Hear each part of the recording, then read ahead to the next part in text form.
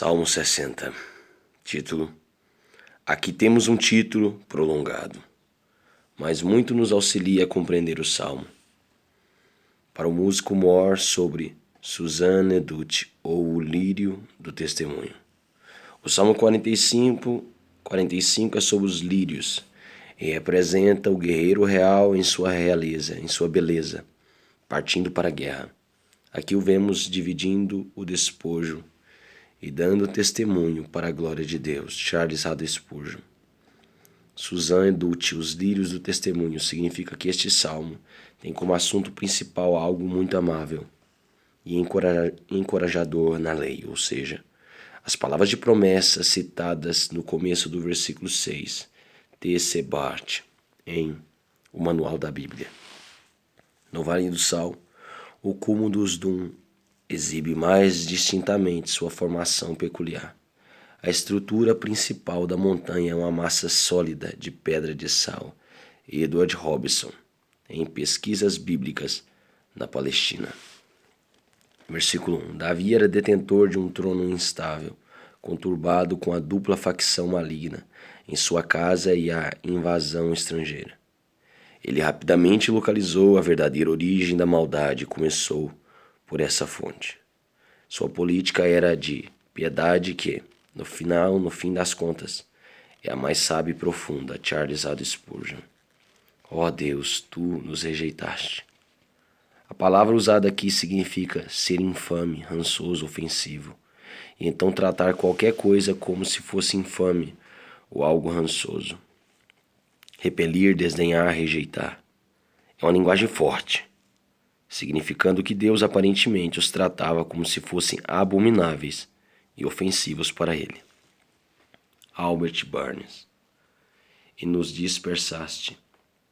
Estes dois primeiros versículos, com sua confissão deprimente, devem ser considerados como grande esforço do poder da fé, que nos versículos seguintes se alegra em dias melhores, por meio do gracioso retorno do Senhor ao povo.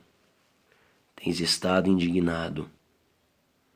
Tivéssemos agradado ao Senhor, Ele teria nos agradado, mas caminhamos em direção contrária ao Senhor, e Ele caminhou em direção oposta a nós.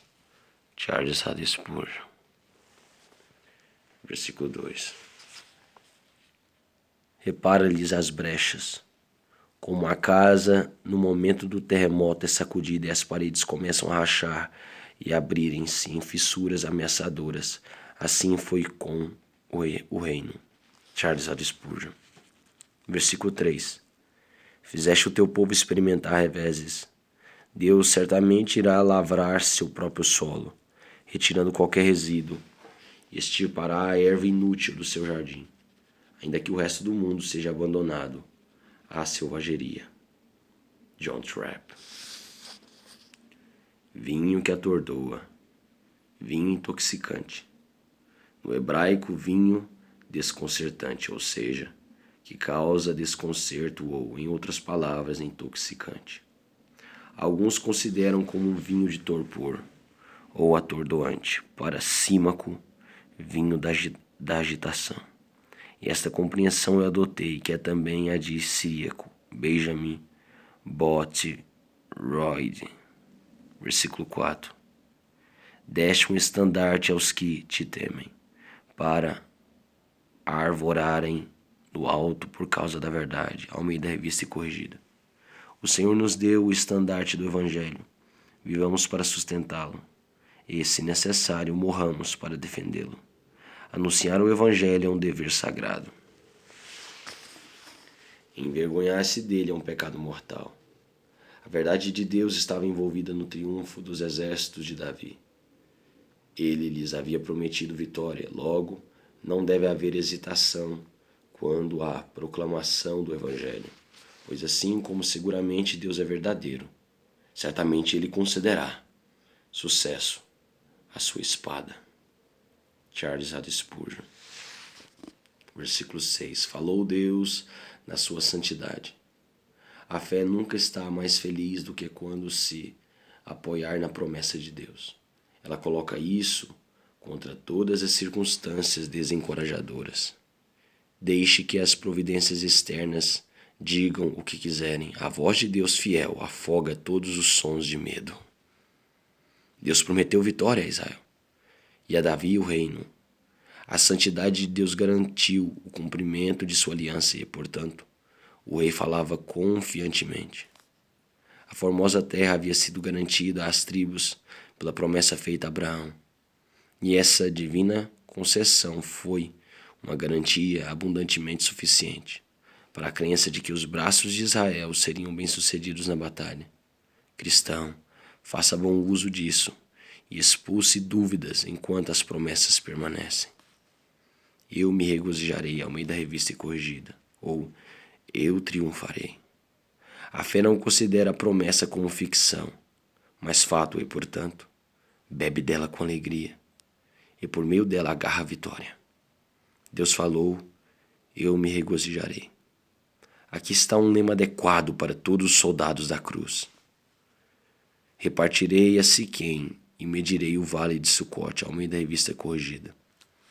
Quando Deus declara que seu divino irá, podemos declarar, eu farei. E não será vanglória inútil, mas um ecoar adequado do decreto do Senhor. Cristão, levante-se e tome posse das misericórdias da aliança. Repartirei a Siquém e medirei o vale de Sucote. Não permita que dúvidas e legalismos cananeus o mantenham fora da herança da graça. Charles A. Spurgeon. Versículo 7. Judá é o meu legislador, ao meio da revista corrigida. Não damos atenção a todas as declarações de Roma ou Oxford, ou dos concílios de homens. Somos livres de toda outra regra eclesiástica que não a de Cristo. Charles A. Spurgeon. Versículo 8. Moabe, porém, é a minha bacia de lavar, uma simples bacia para conter água suja, depois que meus pés tenham sido lavados. Moabe outrora desonrou Israel, segundo o conselho de Balaão, filho de Beor. Mas não mais poderá perpetrar tal perversidade. Será uma bacia para aqueles a quem procurou polir. Charles A. Spurgeon. Sobre Edom lançarei o meu sapato. Ele não precisa desembainhar uma espada para golpear seu agora aleijado e totalmente desesperançado adversário. Pois se ousasse se revoltar, ele só precisaria lançar seu sapato contra o adversário e ele tremeria. Facilmente somos vitoriosos quando a onipotência vai à frente. Charles A. Spurgeon. Alegre-te, ó Filístia, por minha causa, Almeida Corrigida, Revista e Fiel. Tão completamente irremediável é a causa do inferno quando o Senhor se coloca na batalha, de modo que até a filha mais fraca de Sião pode balançar a cabeça diante do inimigo e rir-se dele com desprezo. Charles A. Spurgeon. Versículo 1. Pois vão é o socorro do homem. Como haviam ultimamente experimentado com Saul, um rei de sua própria escolha, mas que não era capaz de salvá-los daqueles filisteus orgulhosos. John Trapp.